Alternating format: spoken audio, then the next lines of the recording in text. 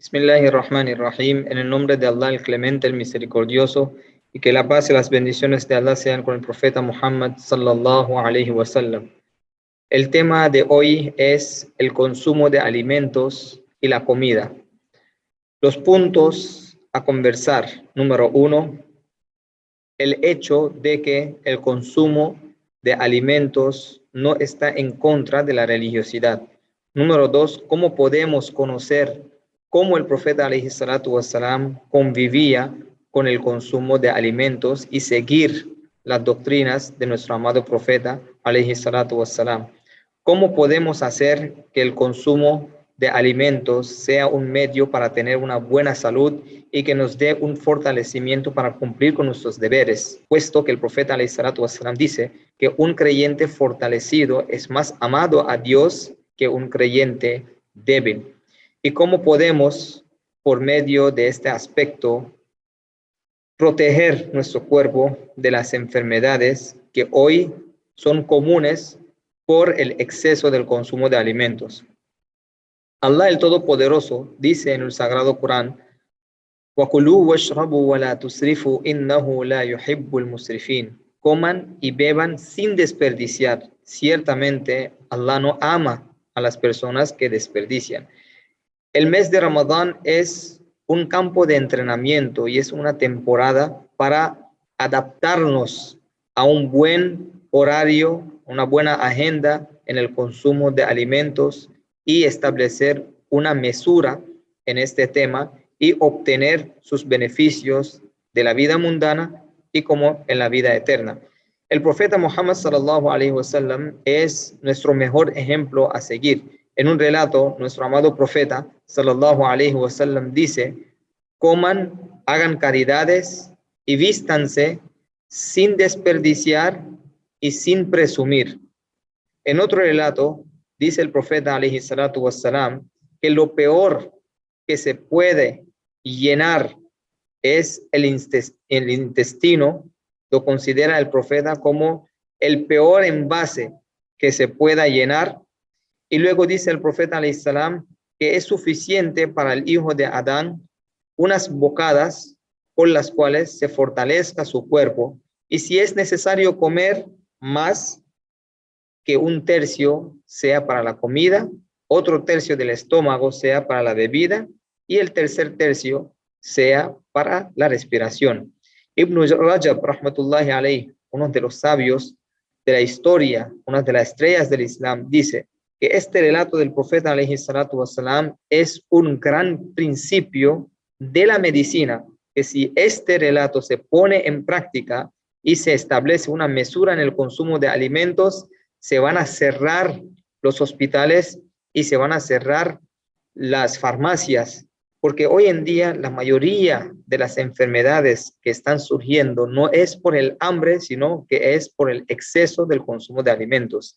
El profeta sallallahu alaihi wasallam, despreciando a los obesos, dice que el mejor tiempo es el mío, luego el que le sigue y luego el que le sigue. Y vendrá una época, es un predicho del profeta sallallahu alaihi wasallam que hoy es evidente. Dice el profeta que vendrá una época que la obesidad se va a hacer común en las personas.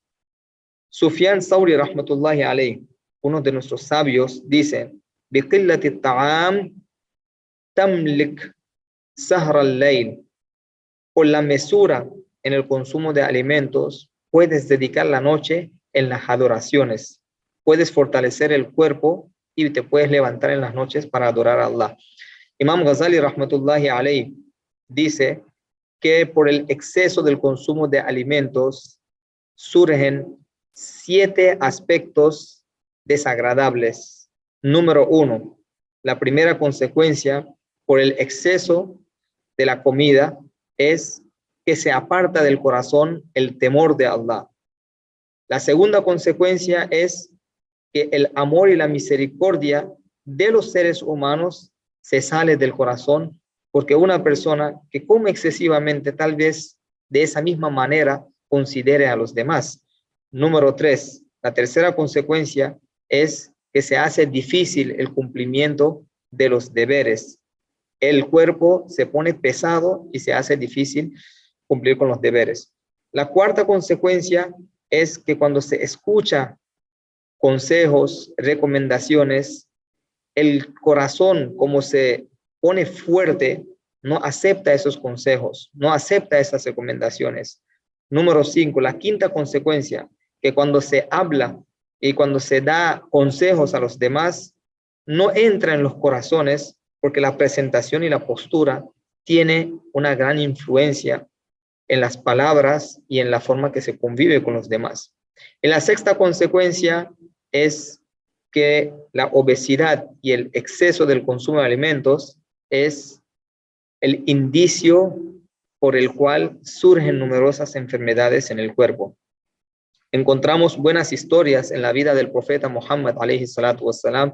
Se narra que 7 personas se dirigieron hacia el profeta Muhammad alayhi salatu wassalam. El profeta estaba con sus compañeros y cada compañero tomó a una persona. El profeta también se llevó a un siervo de Allah, se le preguntó cuál era su nombre, respondió que su nombre era Abu Ghazwan. El profeta ordeñó 7 cabras y le dio la leche para beber.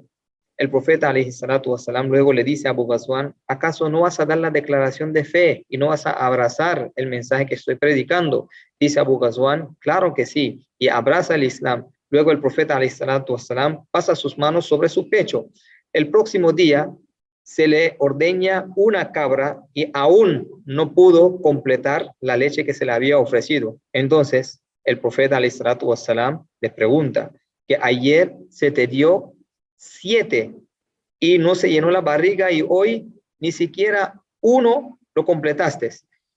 Entonces le dice a Abu Ghazwan que, oh profeta, ya mi estómago está satisfecho y está lleno. El profeta alayhi salatu wassalam le responde que ayer bebiste con 7 intestinos y hoy uno fue suficiente para ti.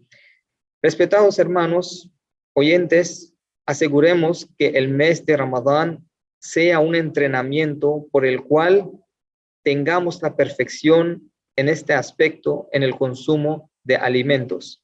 Podemos prácticamente entrenarnos por medio del iftar. El profeta alayhi salatu wassalam realizaba el iftar, o sea, rompía el ayuno con agua y tamar. Tamar se refiere al dátil. Y también tenemos un beneficio científico de romper el ayuno con el dátil y empezar el ayuno con el dátil. Se dice por los científicos que el dátil produce directamente el azúcar que necesita el cuerpo para fortalecerse. Cuando uno empieza el ayuno con el dátil, ese azúcar permanece hasta 6 horas. Después de 6 horas, el cuerpo pide el azúcar. Por lo tanto, cuando llega el tiempo de romper el ayuno y se come dátil al principio, ese azúcar que requiere el cuerpo se suministra de una vez en el cuerpo y el cuerpo se fortalece. En cambio, cuando no se rompe el ayuno por el dátil y se comen otras comidas, el cuerpo demora procesar el azúcar que proporciona esos alimentos y dura como 2 horas para que se le dé al cuerpo el azúcar que requiere. Ese es el beneficio del dátil. Antes de 1400 años el profeta alayhi salatu wassalam lo hizo y hoy la ciencia nos muestra su evidencia, sus beneficios y sus frutos. El profeta alayhi salatu wassalam nos pone la importancia de hacer el suhur, o sea, comer antes de que se empiece el ayuno. Dice, hagan el suhur porque en el suhur se encuentra una gran bendición. Y el profeta alayhi salatu wassalam dice que mi umma, mi nación, estará bienaventurada mientras que retrasca el suhur, o sea, a última hora lo haga, claro, tomando la precaución que deje de comer 5 o 10 minutos antes que empiece el tiempo del ayuno. Y adelante la apertura de la comida, o sea, rompa el ayuno lo más rápido posible, que se haga el tiempo y no demore en romper el ayuno. El profeta en otro relato dice que la obra que nos diferencia entre nuestro ayuno y el ayuno de los Ahlul Kitab, de los judíos, de los cristianos, los católicos, es aklatus sahar, es la bocada del suhur. Por lo tanto, el suhur es una obra muy importante que tiene sus recompensas al ser realizada. El exceso en el consumo de alimentos es el medio por el cual se crea la pereza y el cuerpo se pone pesado, por el cual se hace difícil el cumplimiento de los deberes, ya sean religiosos, escolares, sociales, etc. Por el consumo excesivo de los alimentos, número uno, se produce la pereza y el cuerpo no está listo para cumplir con los deberes, ya sean religiosos o sociales, escolares, etc. También por el consumo excesivo de los alimentos, uno no puede sentir el sufrimiento y la necesidad de los pobres y por ende se hace difícil aportar y ayudar a los necesitados. También se producen numerosas enfermedades en el cuerpo y afectan la salud.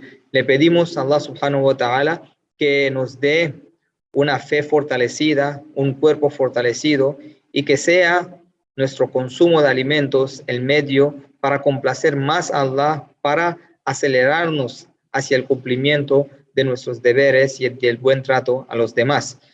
En el mes de Ramadán, hagamos la intención de consumir buenos alimentos y adaptar este cuerpo en el consumo nutritivo y saludable. También en el mes de Ramadán, aprendamos a consumir los alimentos hasta el límite que necesite el cuerpo y no más de lo que se necesite.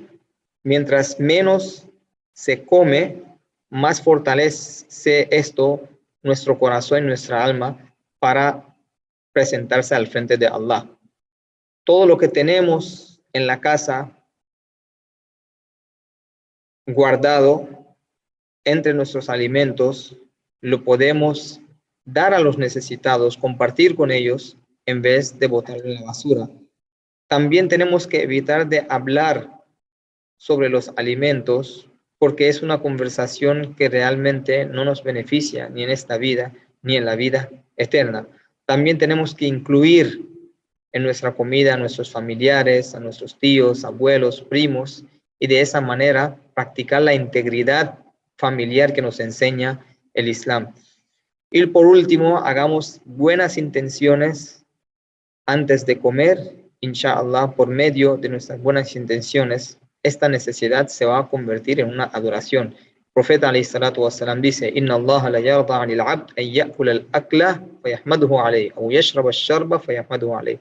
Allah se complace del siervo cuando come y agradece, cuando bebe y agradece. Y esto quiere decir que los rezos, los ritos, no solo son el medio para buscar la complacencia de Allah, sino que por medio de las necesidades, por medio de las costumbres, mientras que se hagan en forma adecuada y correcta, en forma lícita y con buenas intenciones, se puede buscar la complacencia de Allah.